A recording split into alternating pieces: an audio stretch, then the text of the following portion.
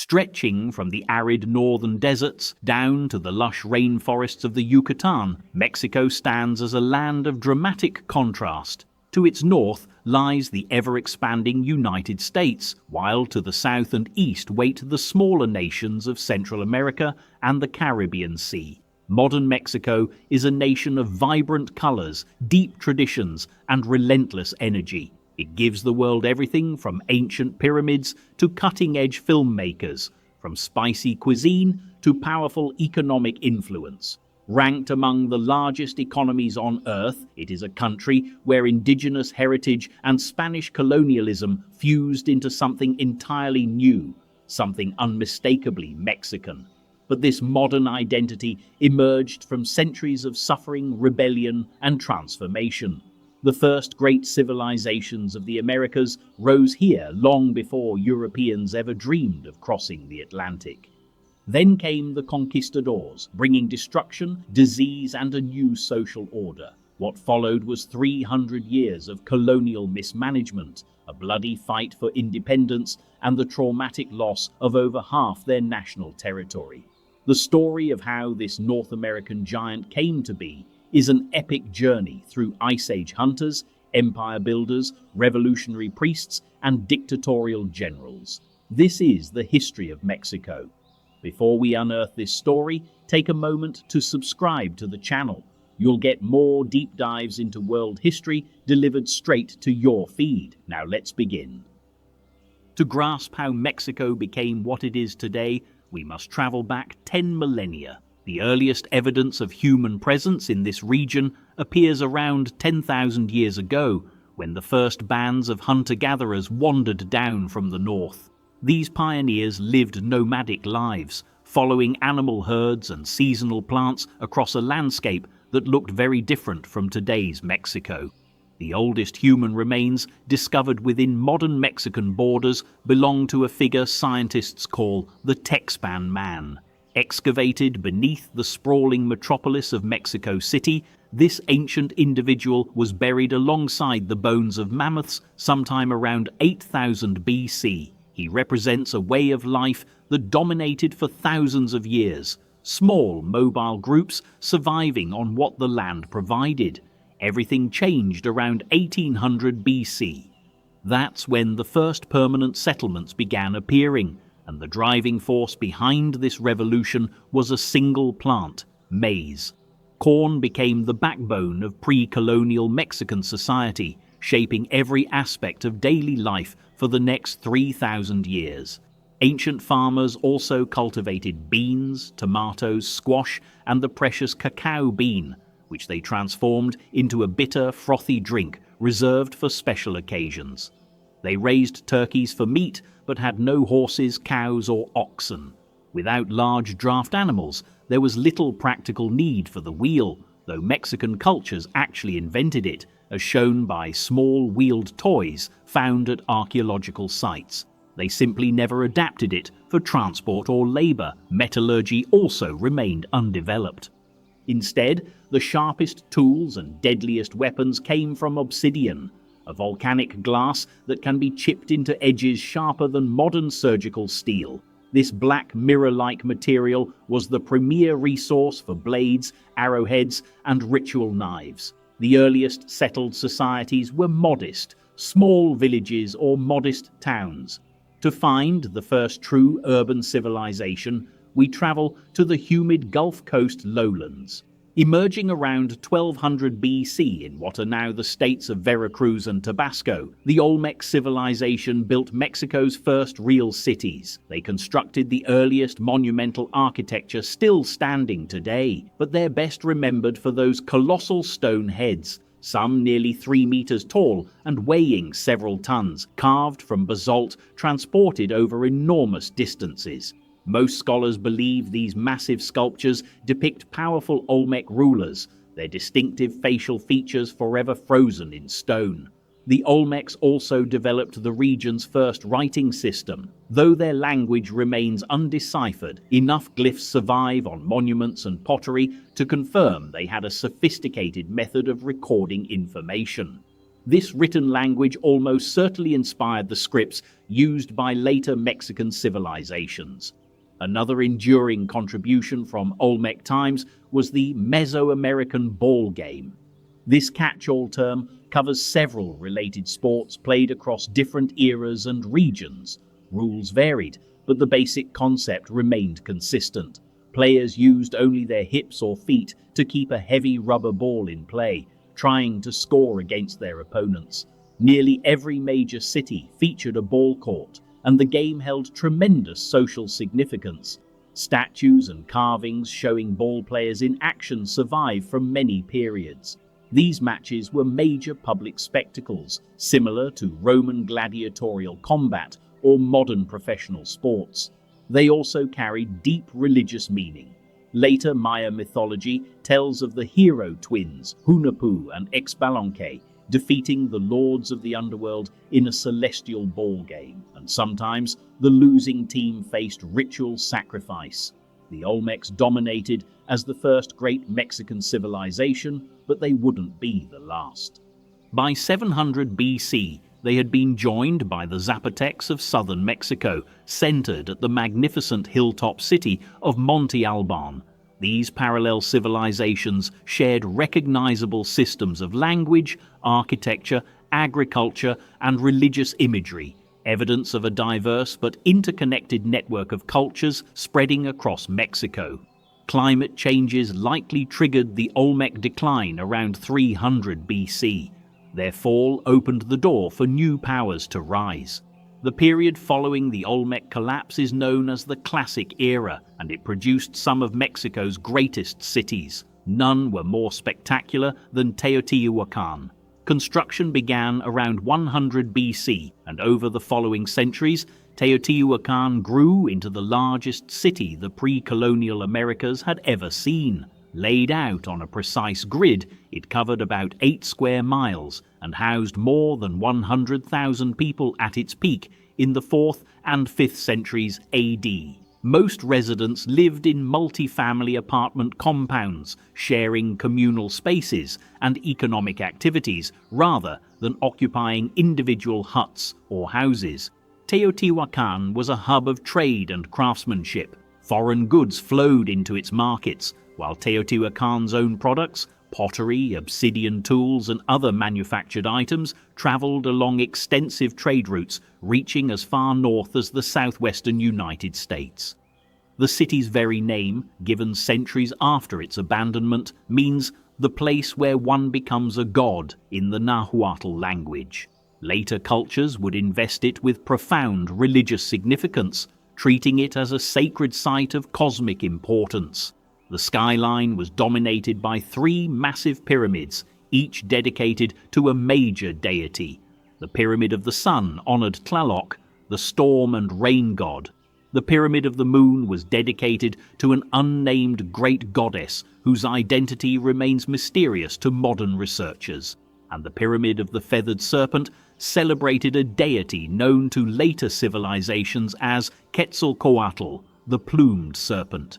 Human sacrifices took place at these pyramids during religious ceremonies, a practice common across pre-colonial Mexico. Teotihuacan's influence spread through economic power, spiritual prestige, and military might.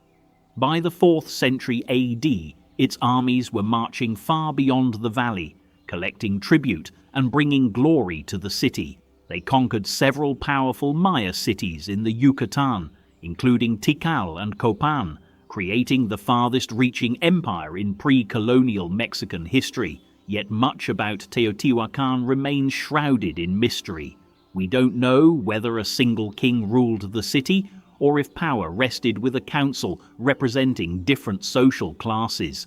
The extent and even the existence of some foreign military campaigns remain debated among scholars, and the city's end is equally puzzling. Sometime in the late 6th century, Teotihuacan suffered catastrophic violence.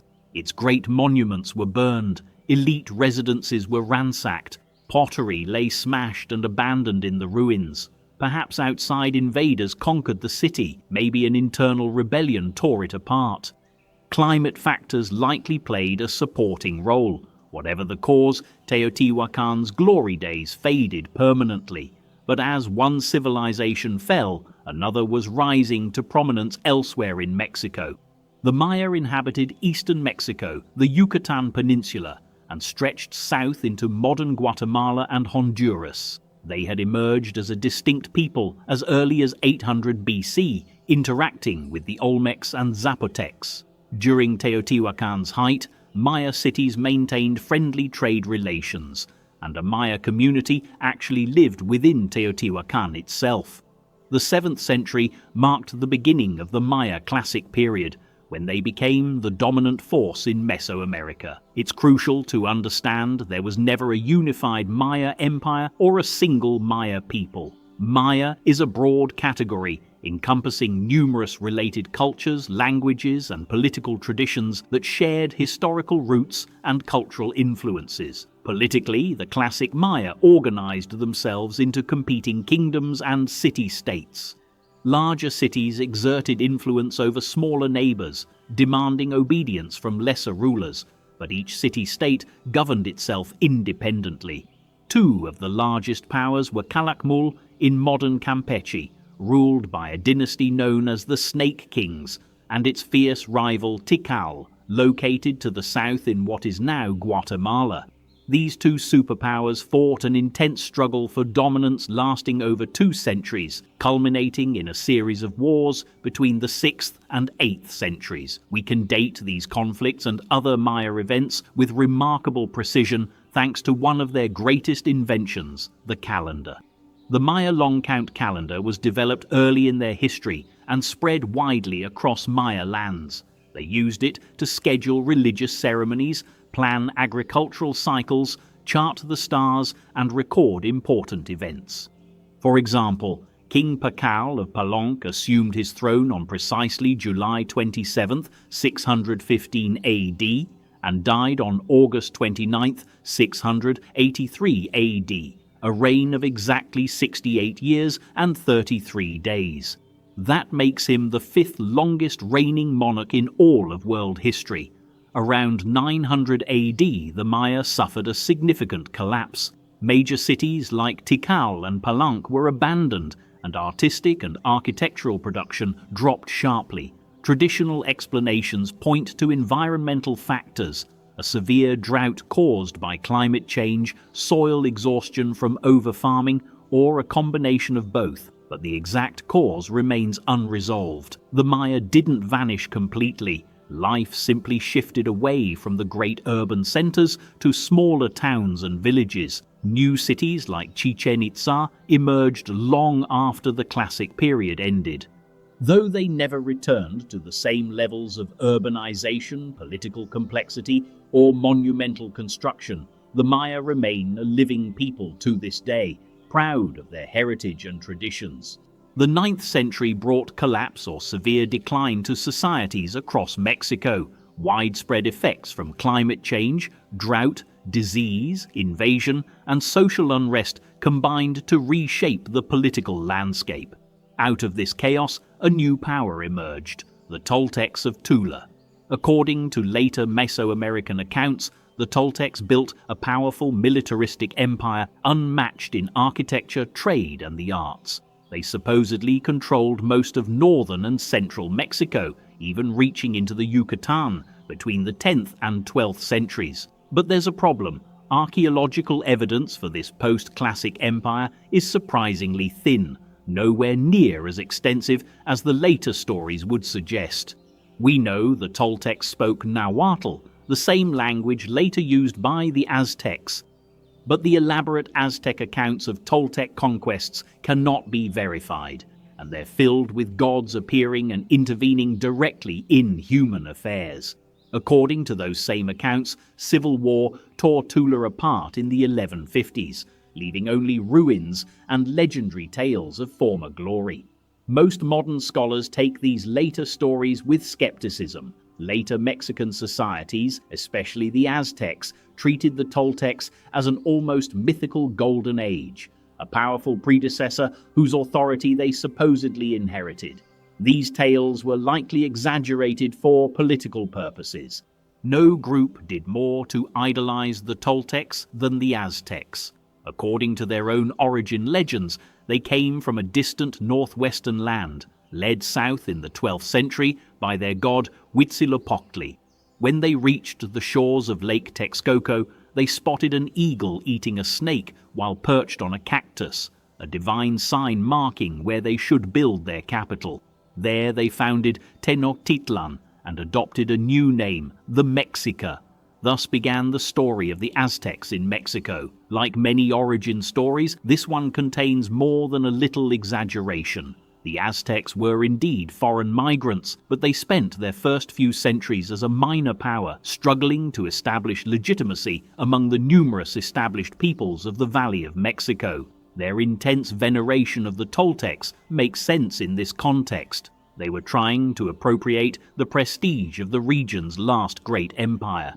By 1428, the Aztecs had formed the Triple Alliance between three powerful cities, Tenochtitlan, Texcoco, and Tlacopan. When the local Tepanec Empire, to which the Aztecs had been forced to pay tribute, lost its ruler, the Triple Alliance seized the opportunity to overthrow their masters and claim imperial dominance for themselves. Nominally, the three cities were equals, but Tenochtitlan's ruler clearly stood above the others. He served as the Aztec Emperor, or Tlatoani, and Tenochtitlan itself was by far Mexico's largest city, one of the biggest anywhere in the world at that time. Tenochtitlan was an engineering marvel built on artificial islands intersected by canals, adorned with monuments and pyramids in the classic Mesoamerican style. Some of these pyramids, particularly the Huiteocalli, hosted the most infamous aspect of Aztec life, human sacrifice. The Aztecs believed that Huitzilopochtli, the sun god, required human blood to maintain his strength. Sacrifices could be willing or forced, but all victims were led to the pyramid summit, where a priest cut out their still-beating heart with an obsidian knife before dismembering the body. In some rituals, parts of the victim were consumed. Human sacrifice wasn't unique to the Aztecs, but they practiced it on a scale unmatched by any other Mesoamerican culture. Over subsequent decades, Aztec armies marched out and subdued surrounding cities. As their power grew, they compelled more and more communities to submit. By 1519, their empire claimed the obedience of around 500 cities and towns, stretching far beyond the Valley of Mexico. The Aztecs ruled a tributary empire rather than a centralized state. They didn't station governors in conquered cities or build roads and fortresses to maintain control. They simply demanded regular tribute, food, gold, cotton, other valuable goods, and sometimes human sacrifices. As long as tribute arrived on time, subject cities were largely left to govern themselves. This was the empire that Hernán Cortés discovered when he made landfall at Veracruz on April the 22nd, 1519. Cortés and his Spanish force marched inland, making contact with the various cities under Aztec domination. Both parties regarded each other with a mixture of intrigue, confusion, and horror. Some cities chose diplomacy with the strange newcomers. Others chose armed resistance. Cortés used resistance as proof of pagan wickedness, punishing those who opposed him brutally. The city of Cholula provided a particularly grim example. Cortés sacked it, massacred its population, and burned many buildings to the ground. On November 19, 1519, Aztec ruler Montezuma II met Cortés outside Tenochtitlan. The two men exchanged pleasantries, and Montezuma invited the Spanish to stay in his city. Later, historians have often portrayed Montezuma as a fool for welcoming the conquistadors into his capital. But consider his logic. Tenochtitlan was where the Aztecs could best keep an eye on the Spanish, and it was where their military strength was concentrated. Far better to have them there than roaming unchecked across Mexico. Eventually, inevitably, the Spanish seized control. They placed Montezuma under something resembling house arrest, though reportedly he remained on good terms with his captors. During the Feast of Toxcatl in May 1520, Spanish troops committed a massacre that turned the population violently against them. The conquistadors found themselves practically besieged inside the city. When Montezuma went out to calm the angry crowds, he was either struck by a thrown rock or executed by his Spanish captors, depending on which source you believe. The Spanish were forced to flee during the Noche Triste, the sad night, losing hundreds of men and most of the treasure they had accumulated. But the Aztecs had made many enemies through their imperial domination. In May 1521, Cortés returned with around 1,000 conquistadors and tens of thousands of Mexican allies. After a 10-week siege, Spanish forces broke into the city, killed its warriors, and tore down the shrines of the Aztec gods. The fall of Tenochtitlan was bloody and chaotic, a symbolic end to the age of pre-colonial Mexican civilization. As one Nahuatl poet wrote after the conquest, "Broken spears lie in the roads. We have torn our hair in our grief. The houses are roofless now, and their walls are red with blood." The defeat of the Aztecs did not end Spain's conquest of Mexico. Decades of additional warfare and settlement were required to complete the job. The Spanish needed a center of power, so they founded Mexico City atop the ruins of Tenochtitlan. Aztec structures were demolished, and Lake Texcoco was gradually filled in to create artificial land for the expanding city. This pattern, building Spanish colonial centers directly on top of existing native cities, repeated across most of Mexico. In 1535, these settlements were reorganized into the Viceroyalty of New Spain, governed from Mexico City by a single unified administration. The conquest continued after 1521. The Zapotecs and Mixtecs of the Oaxaca Valley submitted quickly. The Maya of the Yucatan Peninsula proved far more difficult to control. Harsh terrain, fierce guerrilla resistance, and the absence of gold or silver to motivate conquistadors meant most of the Yucatan remained unconquered well into the 1540s, with pockets of resistance persisting into the 17th century. The most stubborn resistance came from north-central Mexico. The Caxcan people inflicted casualties comparable to the original conquest during the Mixton War of 1540 to 1542. Then the Chichimeca became the most determined indigenous opponents. Between 1550 and 1590, the Chichimeca forced Spain into its longest continuous colonial war. The Spanish could never defeat them militarily. The conflict ended with negotiated settlements that reduced Spanish troops and missionaries in Chichimeca territory while building cooperative relations with native leaders. The Chichimeca eventually settled and assimilated to Spanish and Catholic culture, but largely on their own terms. Controlling Mexico required cooperation from surviving native elites. Many leading figures of pre-colonial society became the collaborative elite of the colonial era. They learned Spanish, and their children were raised as Spanish-speaking Christians. In exchange, they retained local power and received favorable treatment. Some of these Spanish-speaking indigenous people wrote the only surviving native accounts of the conquest, though heavily filtered through their new Spanish perspective. For Spain, empire meant wealth and faith. Missionaries arrived quickly on the heels of the conquistadors. Many religious figures believed that converting the Americas represented the final step toward the second coming of Jesus Christ. The Franciscans reached Mexico in 1524, followed by the Dominicans in 1536 and the Jesuits in 1572. While the orders disagreed on some matters, they shared certain attitudes. All considered native religion savage, but they viewed the Mexicans themselves as merely ignorant, almost childlike, rather than evil. They firmly believed that proper Christian instruction would build a respectable society from the native population. Missionaries focused first on destroying non-Christian influences, temples, idols, and books, and then on making converts.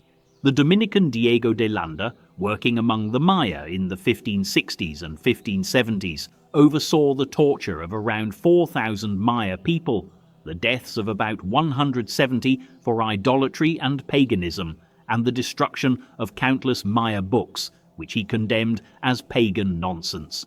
The proper approach was constantly debated. Missionaries worried that Mexicans weren't truly understanding Christianity and that there was too much focus on baptism numbers rather than genuine conversion. Much of the European understanding of Mexican languages like Nahuatl, and much of the Mexicans' early understanding of Spanish came through missionaries trying to communicate Christian concepts in terms natives could grasp. All this occurred during massive population decline. Mexico's native population fell from around 25 million in 1519 to less than 1 million by 1622. Still, natives significantly outnumbered Spaniards for a long time. As late as 1550, Mexico City remained about 90% indigenous. That percentage dwindled with the arrival of Spanish settlers, African slaves, and the mestizo children of European and Mexican parents. While settlement and conversion mattered greatly, the lust for gold and silver shaped colonial Mexico just as powerfully. The silver mines of the Zacatecas region and later gold deposits in Sonora became the most valuable economic assets in Mexico. Much Spanish effort went into extracting these precious metals and shipping them back to Europe.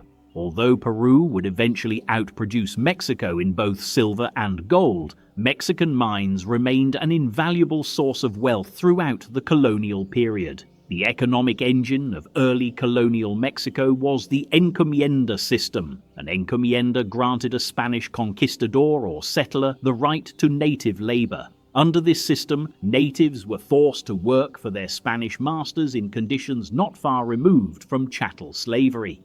Most encomienda labor involved farming or plantation work on estates called haciendas, but encomienda laborers also worked in the gold and silver mines in large numbers. Cortés first used the encomienda system as a reward for his conquistadors. For the first few decades of Spanish rule, it was a vital but controversial institution.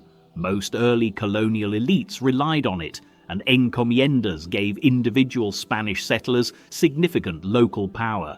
Critics called the encomienda cruel and unjust, no better than slavery. The Dominican friar Bartolomé de las Casas emerged as the fiercest critic of Spanish colonial methods, condemning the encomienda as a moral pestilence which daily consumes these people and decrying the horrific treatment of native peoples. Still, de las Casas believed in Spain's imperial right to the New World. He simply wanted Spanish imperialism conducted more morally. Concerns about the encomienda's ethics and the unrestrained power of encomenderos led King Charles V to impose tighter controls through the new laws of 1542. The encomienda system gradually died out over the second half of the 16th century, replaced by the repartimiento system. Repartimiento was slightly fairer. It rotated labor demands between native communities and offered at least a token wage. Ultimately, demographic changes reshaped the economy. As native populations declined, both encomienda and repartimiento became less viable. African slaves began arriving in greater numbers, mostly traded from the Portuguese or later the British. Simultaneously, the growth of Spanish settler and mestizo populations increased the availability of paid labor. By the 17th century, paid labor had largely replaced forced native labor in most areas of agriculture and mining, allowing a growing working class of Spanish and mestizo farmers to find their place in colonial society. This society was defined largely by race. Peninsulares, Spaniards born in Spain, and Criollos, Spaniards born in Mexico, sat at the top. Mestizos came next, followed by indigenous Mexicans with African slaves at the very bottom. Power and wealth remained mostly concentrated among Peninsulares and Criollos. By the mid-17th century, Mexico had developed a flourishing culture with its own growing artistic and architectural identity. Grand new churches like Santa Maria Tonancintla in Puebla demonstrated a distinctive Baroque style where European artistic and religious influences blended with native craftsmanship. This fusion symbolized a new Mexican culture emerging from the collision of two worlds. Mexican intellectuals contributed to a unique literary tradition. Sor Juana Inés de la Cruz, a nun, poet, and brilliant intellectual, became a founding figure of Mexican letters, her poems and plays still celebrated today. As Mexican identity grew stronger, the last independent native resistances dwindled. The final independent Maya city at Norpetén in modern Guatemala fell in March 1697. Still, resistance didn't entirely vanish.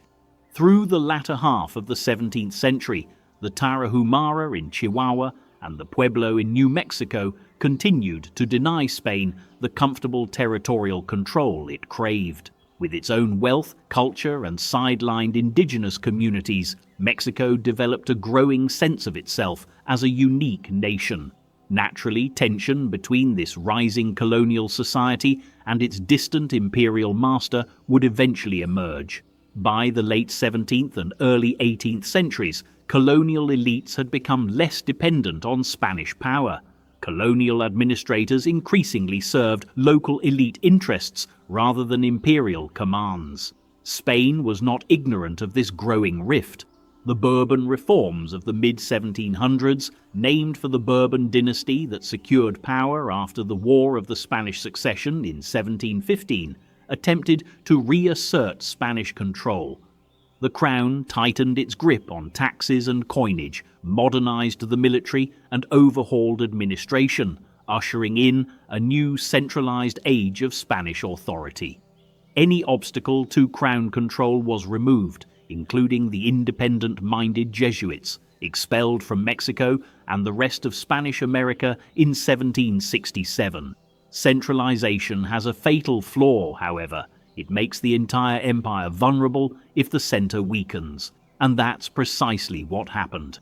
Constant warfare in Europe following the French Revolution of 1789 drained Spanish resources. Spain became more dependent on Mexican wealth than Mexico was on Spanish protection. Royal treasury debt nearly tripled between 1791 and 1815 as Spain fell into an irreversible financial spiral that made controlling Mexico nearly impossible. Mexico itself faced deepening contrasts. Social unrest arose from wealth inequality. Beggars sat outside richly funded churches paid for by generous local elites. Agriculture, most people's livelihood, remained insecure, with crop failures and unreliable prices causing havoc and despair for Mexican farmers in the late 1700s. Ongoing tensions with France and Britain created demand for an army to defend Mexico, an army Spain simply could not afford. The breaking point arrived in 1808 with Napoleon's invasion of Spain.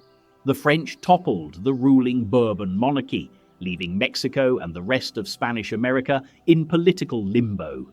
Mexico's vice-regal government refused to recognize the French-installed usurper, but the legitimate King Ferdinand VII could exercise no real authority either. Spain's imperial master had effectively collapsed, leaving Mexico to fend for itself. Decades of Spanish mismanagement and a growing sense of Mexican identity combined to seize this opportunity. On September 16, 1810, Father Miguel Hidalgo y Costilla gave a speech in the town of Dolores that urged Mexico to throw off Spanish control and declare independence. He invoked Our Lady of Guadalupe, a uniquely Mexican vision of the Virgin Mary, as a rallying symbol for the fight. That speech was the spark that ignited a revolutionary fire, and the fighting would rage for the next decade. Hidalgo was captured and executed by loyalist forces the following year, but countless others took up his message of independence. Another priest, José María Morelos, spearheaded a rebellion centered in southern Mexico. On November 6, 1813, he led the Congress of Anahuac to formally declare Mexican independence, and a year later drafted the nation's first constitution. Spain refused to accept Morelos's declaration. When Ferdinand VII was restored to the Spanish throne in 1814, he ordered fresh troops to Mexico, who defeated and captured Morelos. He was executed in December 1815. The revolutionary torch then passed to his second-in-command, Vicente Guerrero, who led the movement for the next 5 years. In 1820, however, policy changes in Spain toward a liberal, anti-clerical attitude turned conservative Mexicans against the crown. Agustín de Iturbide, commander of the royalist forces in Mexico and the man tasked with fighting Guerrero, opened secret negotiations with his enemy instead. The two men agreed to declare Mexican independence with guarantees for Catholicism, racial equality, and the elimination of Spanish royal power. Lacking the resources to raise a new army and lacking the support in Mexico to make continued opposition worthwhile, Spanish authorities signed the Treaty of Córdoba on August 24, 1821. 3 centuries of Spanish rule ended and an independent Mexico was born. The independence movement had united strange bedfellows, conservative monarchists like Iturbide and Republican radicals like Guerrero. With their common enemy gone, conflict between these incompatible factions was inevitable. Iturbide and the monarchists initially held the upper hand. He declared himself Emperor Agustín I of the Mexican Empire in May 1822. Republicans and the Mexican Congress couldn't tolerate this for long. When the emperor dismissed Congress to rule by decree in October 1822, they had their pretext for revolt. Guerrero led the way, but another general, Antonio López de Santa Anna, emerged as a powerful voice. Santa Anna rallied Republicans around himself and pressured Agustín to resign in December 1822. The Mexican Empire was replaced by the First Mexican Republic, but smooth sailing remained far in the future. Over a decade of unrest and conflict had devastated Mexico's land and economy, and the new nation had no experience running a government. There were achievements worth celebrating. A new constitution asserting racial equality was implemented in 1824, and slavery was abolished in 1829. But the new nation was plagued by unrest. Power swung between centralists who favored strong central government and federalists who wanted more regional autonomy. Standing amidst this chaos was Santa Anna, charismatic, intelligent, a national hero with the army's loyalty. His political story proved as turbulent as the early nations. He became president in 1833, then again in 1834, 1839, 1841, 1843, 1844, 1847, and 1853. Each time, political rivals exiled him, only to usher him back soon after. Racked by political instability, Mexico was ill-equipped to deal with external threats or problems in the vast northern territories inherited from Spain. Thanks to the Spanish Empire, Mexican territory extended as far north as California, New Mexico, and Texas. But Mexican settlement there was sparse. Instead, American settlers were rapidly transforming these regions' demographics. Mexican officials believed it was only a matter of time before these Americans tried to rebel. That's exactly what happened in Texas in 1835. Santa Anna marched north to crush the Texas Revolution that same year. He showed the rebels no mercy. After the 13-day siege of the Alamo at San Antonio in February and March 1836, Santa Anna ordered the execution of every surviving defender. This brief Mexican victory turned bitter as the Alamo became a rallying cry that hardened Texan resistance. Weeks later, Santa Anna was defeated at the Battle of San Jacinto in April 1836, captured by Texan forces and forced to retreat, ending Mexican control of Texas. U.S. support for Texas enraged Mexico, as did the admission of Texas as a U.S. state in 1845. Mexico considered the annexation a virtual act of war. Both sides rushed troops to the border, and Mexican soldiers opened fire on American troops who had crossed into disputed territory. The Mexican-American War had begun. The war proved disastrous for Mexico. Small American forces seized New Mexico and California. Santa Anna and the main Mexican army tried to repulse a US invasion from the north, but after a series of defeats, most notably the Battle of Buena Vista in February 1847, the Americans opened a second front by invading along the Gulf Coast. Mexicans fought a losing battle as US forces marched inland, resulting in the American siege and capture of Mexico City in September 1847. Mexico had no choice but to seek peace. The Treaty of Guadalupe Hidalgo permanently surrendered California and New Mexico to the United States and defined the new border between the two North American nations. Mexico had lost more than half its territory. Defeat in the Mexican-American War delivered a sobering blow to the young nation. Santa Anna was scapegoated and experienced yet another period of exile. Reformers urged change, a more powerful central government, separation of church and state, a stronger justice system. The church and military stood to lose from these reforms, which compelled them to invite Santa Anna back for his final stint in power in 1853. Santa Anna's last presidential term was one of centralization. He expanded the army and demanded a perpetual dictatorship, pushing things too far. In late 1854, liberal reformers launched a rebellion, ousting him for the final time and seizing control with renewed reforming zeal. The next few years brought a period of transformation known as La Reforma.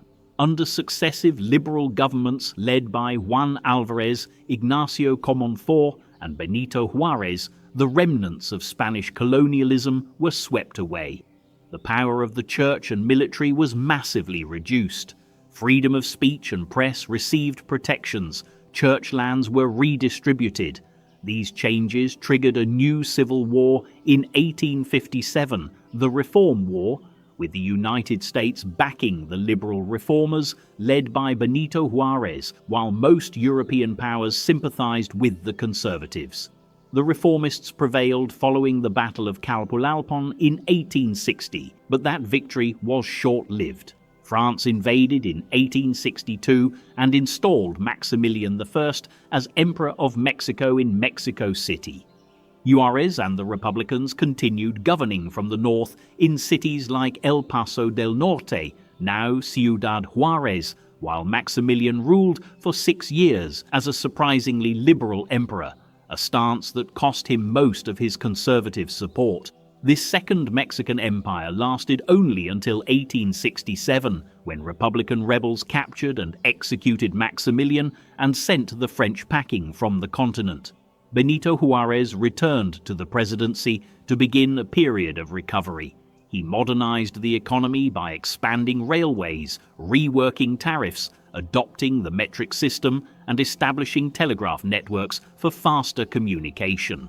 He also finalized the firm separation between church and state that kept religion out of politics. By his death in 1872, he had enshrined himself as a national hero. In 1876, Juarez's successor Sebastián Lerdo de Tejada was overthrown in a rebellion led by Porfirio Díaz, who installed himself as effective dictator over Mexico. Liberty, order and progress had been the watchwords of Juarez's age, but Díaz dropped it down to just order and progress. Loss of liberty, Díaz argued, was the price to be paid for the latter. Díaz surrounded himself with a circle of elite scientists, artists, economists and intellectuals known as the científicos, who advised him on creating what they thought would be a perfect society. Díaz's approach was pano palo, bread or the stick. Those who went along with his reform programs received rewards and privileges. Intellectuals got cushy jobs in the expanding bureaucracy. Military and religious elites found favor by supporting Díaz's policies. Opponents faced exclusion, intimidation, arrest, and sometimes execution. Through this approach, Díaz secured his regime for 35 years. In some ways, Díaz's policies succeeded. Mexico became much wealthier. Hallmarks of modernity, like electricity and the oil industry, took off. But this new wealth concentrated heavily among elites. Ordinary people remained relatively poor, with few rights, long working hours, and a stagnant or declining standard of living. Resentment against the upper class built steadily. Diaz was popular at first, but as the unequal consequences of his policies became apparent during his long reign, protest movements emerged. By 1900, radical groups like the anarchist regeneration movement of Ricardo Flores Magón agitated for resistance and the overthrow of the aging dictator. By 1908, Diaz faced significant domestic and international criticism, leading him to make vague promises about transitioning back to democracy. Optimism for change proved short-lived. In the lead-up to the promised 1910 election, it appeared that political outsider Francisco Madero would defeat Diaz's chosen candidate. So Diaz had Madero arrested. The Diaz-controlled Electoral College declared Diaz president again, but Diaz hadn't anticipated Madero escaping jail and calling on his supporters to rise in rebellion. In October 1910, the Mexican Revolution began. Diaz's Federalist armies faced off against revolutionaries animated by the fire of political change. Diaz's army was outdated, low on morale, and lacking experience. After a series of stinging defeats, Diaz's army surrendered in May 1911. Diaz himself finally resigned and fled to France. Diaz's fall was only the beginning of the chaos. The next few years of Mexican politics were a mess of conspiracy, short-lived governments, and civil war. Madero held the presidency for just 15 months before being overthrown and executed by his own military commander, Victoriano Huerta. Regional rebellions immediately erupted, and the United States landed an occupation force at Veracruz to pressure Huerta to resign, which he did in July 1914.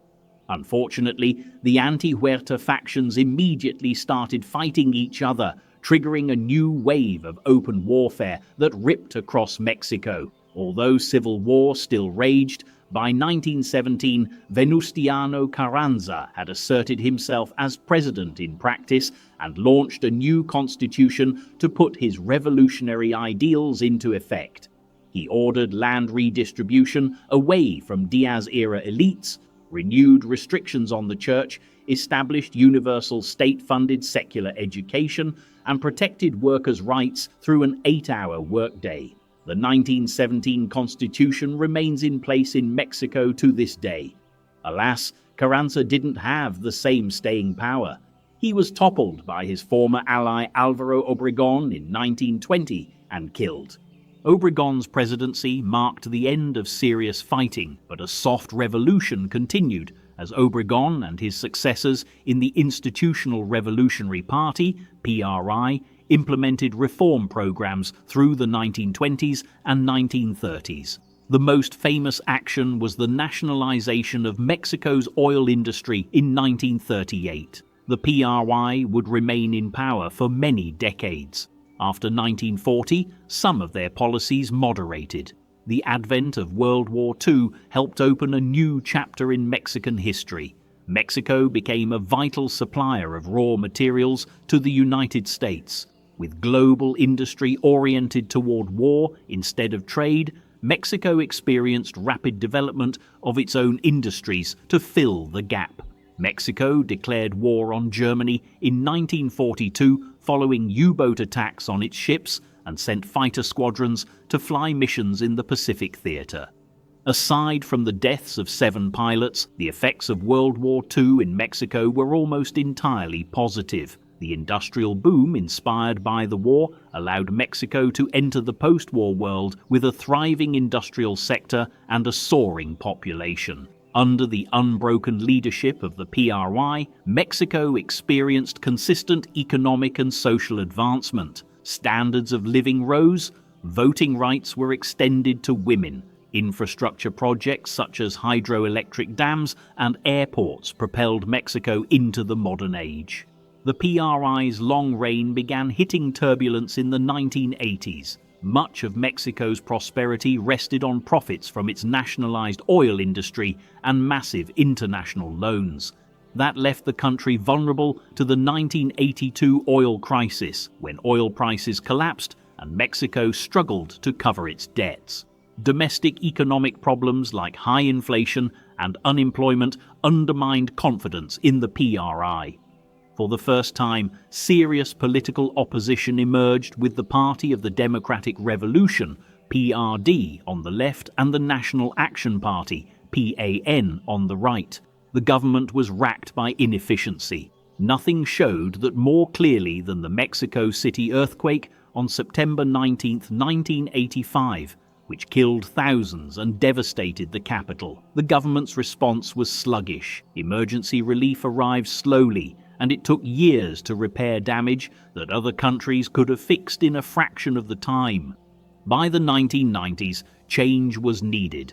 The PRI pivoted toward aggressive free market economic strategies, such as joining the North American Free Trade Agreement, NAFTA, in 1992. But not everyone welcomed this shift. Most famously, the Zapatista National Liberation Army, believing the PRI had betrayed the ideals that placed it in power back in the 1920s, declared open rebellion in Chiapas and tried to found its own independent regional government. The Mexican government launched an unpopular military campaign to shut down the rebellion, which not only failed to reassert government control, but led to hundreds of civilian deaths.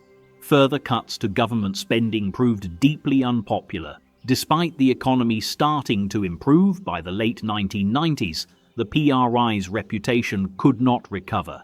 In the 2000 presidential election, the PRI's 71-year rule came to an end with the election of PAN candidate Vicente Fox.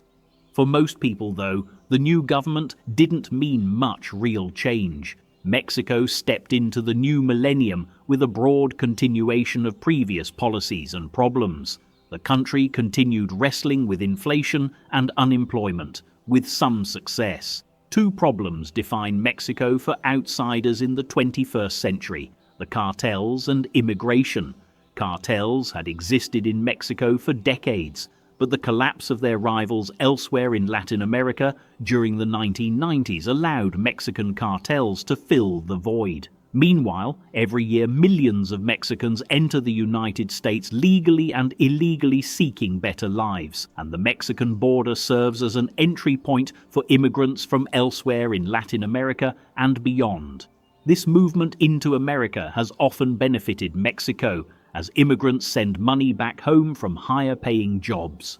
However, like many countries, Mexico struggles with brain drain. Highly skilled people leaving for better-paying work in the United States, depriving Mexico of valuable human capital. Despite its well-publicized problems, Mexico's strengths are equally apparent. As of 2025, it possesses the world's 10th largest population and 12th largest economy. Most economists expect significant growth in the coming decades. With this optimism for the future comes a renewed pride in the past. Indigenous identification has risen from 13% in 2000 to over 19% in 2020. More Mexicans are embracing native heritage that was once ignored or suppressed. Modern archaeology continues unraveling the fascinating history of this land, a story stretching back thousands of years, from Ice Age hunters to pyramid builders, from conquered subjects to proud revolutionaries. Mexico's journey is far from over. But if its history teaches anything, it's that this nation of survivors will face whatever comes next with the same resilience that brought it through earthquakes, invasions, revolutions, and the loss of half its territory. The eagle eating the snake on the cactus still watches over a people determined to write their own future. Thanks for watching. If you enjoyed this journey through Mexican history, hit that like button and leave a comment about what surprised you most. And subscribe if you haven't already. There are many more stories waiting to be told. Since you are still here, perhaps you would like to check my other videos. The last video was about the history of Czech Republic. Don't forget to like, subscribe, and leave a comment below. Until next time.